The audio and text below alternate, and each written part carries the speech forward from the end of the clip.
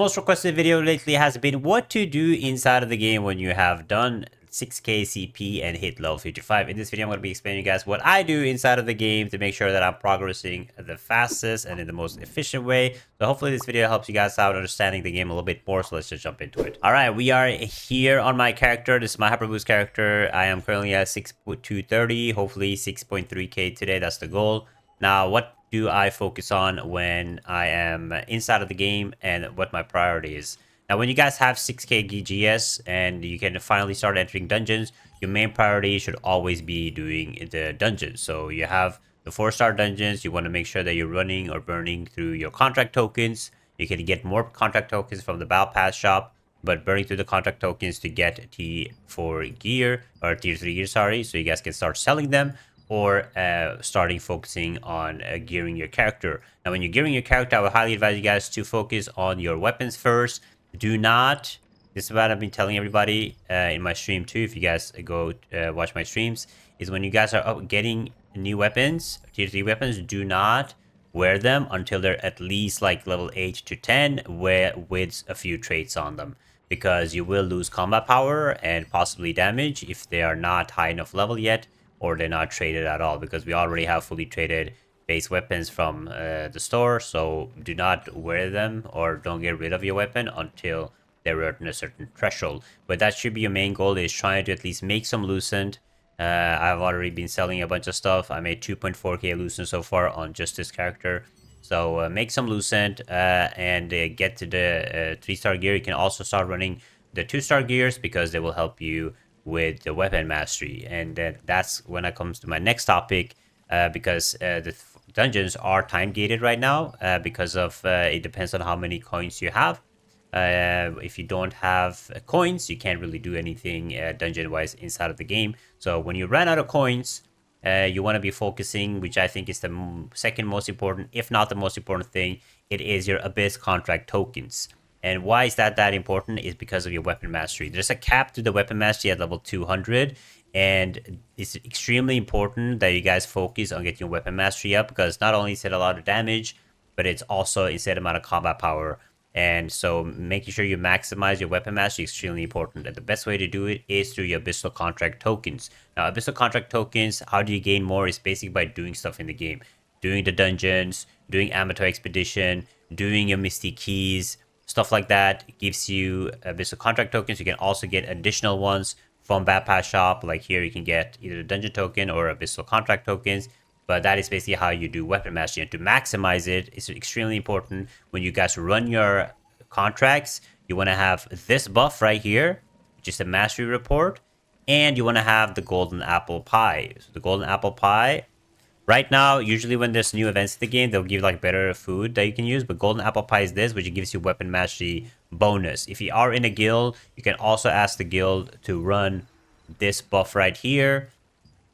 Right here, this will give 23 hours of extra weapon mastery increase that you can upgrade later on, but this is also a small boost on your weapon mastery. So when you have those 3 buffs, you want to run the latest dungeon. The fastest one, in my opinion, is Birkent right now. Temple is pretty close to, which is right here, but Crimson Mansion, when it unlocks, will be the best. But getting weapon mastery up, those are like the main things I'm focusing on right now. Now, when you're done your weapon mastery, that's also time gated, of course, because it depends on how many contract tokens you have. But let's say you're done your Tier 3 dungeons, you're done your contracts, what to do next. Now, here is when it gets a little tricky. In this game, they have something called Battlegrounds right here, which is the PvP. And then you have the Dimensional Trials. Now, this is not time gated at all. How is that not time gated? Because it is time gated when you have to use contract to open the chest. However, these things are not time gated because you have something for the dimensional trial. You have these reward accumulated points. Now, it depends on how many you farm. Let's say you're farming the tier 1 dungeon, which I have been doing. You get 1000 accumulated award every time you run it. So you need to run it 42 times to get the best rewards. So if you're a PvEer, I would highly advise you guys to try to run the T1 dungeon 42 times, because this is going to be insane CP boost for you guys. That's what I'm trying to do. I'm on 5k right now. It's pretty going slow, but in 2 days it will reset So you have 2 days to get as high as you can, and then if they will make it a little bit easier next week because it will give 2K instead of 1K. And if you do higher levels, it will change basically like this. It will change to 250, 2,500. It will probably be double, so 5,000, and etc. Right? So this will give you insane amount of rewards. If you can get high ranking too, you can get extra rewards. But run this T1 many times. Just do a farm, and this will give you a lot of runes and some nebula stuff, pouches, and potentially these selection rune chests if you can get to 42,000. So that is that if you're a PvPer. If you're a PvEer, not if you're sorry, if that's PvEer. If you're a PvPer, what you want to be doing is battlegrounds. In battlegrounds, you will be getting background combat coins right here that will also reset every single week. You can get weekly rewards by winning, which will be runes and these rewards, which is pretty nice. But also, if you go to the combat coin merchant right here, you can buy more runes. Yes, you can buy runes. You can buy these tokens for your what do you call them? Extraction stones and unlock stones. And then you can also get like noble PvP chests that will have gear in them. So you can do either backgrounds or the other. If you're absolute psycho, you can do both and try to max both if you want to do it.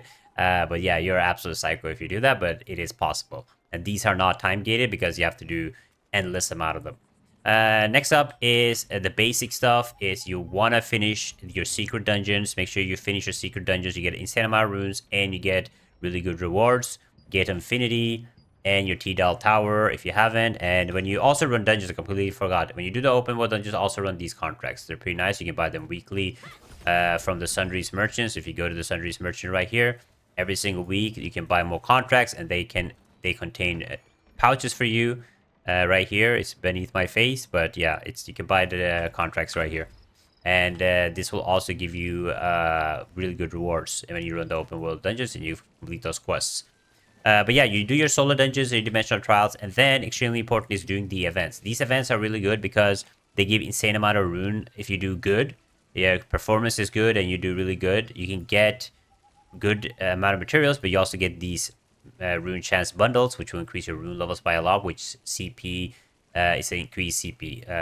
And then you can do the world bosses when they happen, and then you can do guild bosses with your guild. So these are like the basic things you want to be doing when they appear. They are also based on time because they spawn on different times, but if you can do it, you don't have to participate in all of them, but participate in some of them would be really good. So yeah, and then next up is the extra stuff. I don't do this extra stuff, but you guys can do this if you want to, and that is you can start on your housing stuff and crafting furniture. You can go and start leveling up your furniture, and eventually if you hit like great success, you can sell the furniture too, which can make you some Lucent. Cooking is a really good way to make Lucent right now. I showed you guys the apple pie earlier. If you try it, you can focus on leveling up your cooking right here. And high cooking will be really beneficial later on because you can make a lot of money. Fishing is also a really good thing to make some Lucents. You just go anywhere and fish. And then you have codexes. So codexes is really good to complete, especially the extra codex right here. It gives a lot of weapon mastery EXP by completing them, and unlocks all the basic stuff that you need to know inside of the game. And then you can also complete the exploration stuff because they also give extra bonuses. And like good rewards and resistant coins and stuff which you can use in the shop. So this is like extra stuff that you guys can do. And then you can farm the whale, which is the Gigantrite. The Gigantrite spawns, and then on top of her you can farm obsidian pieces, and beneath them she's dropping these crystals which can give you extra really good rewards for your heroic weapon later on.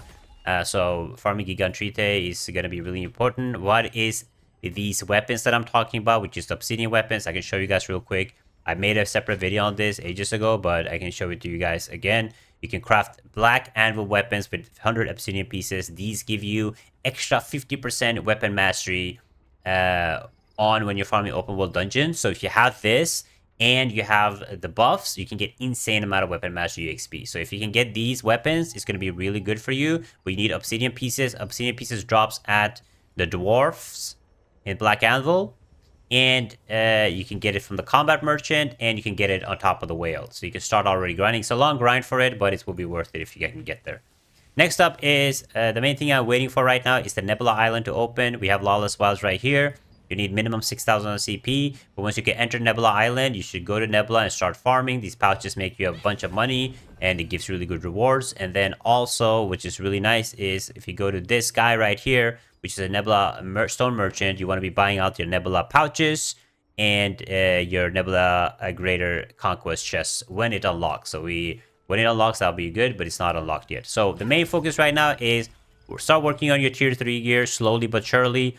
Don't replace your T2 gear until you have T3. There's also certain T2 gear which is just as good, if not sometimes better, than the tier 3 gear. So certain set bonuses are nice. If you don't want to go full tier 3, you can't afford it, you could go tier 2. So I know it is certain gear pieces, like I can show you guys some set bonuses which are nice to have if they're selling right now. But Imperial pieces in general are pretty good. Yeah, they're not selling right now, but if you can get Imperial pieces, they give really good set bonuses. And in this game, you have something called a sync system, which basically means if you're crafting, you can go to sync, and you can sync a gear. So right now, this is my T2 gear. This is level 0. Let's find a level 0 item right here. Here, a level 0 weapon, but if I sync it, it's level 12 now.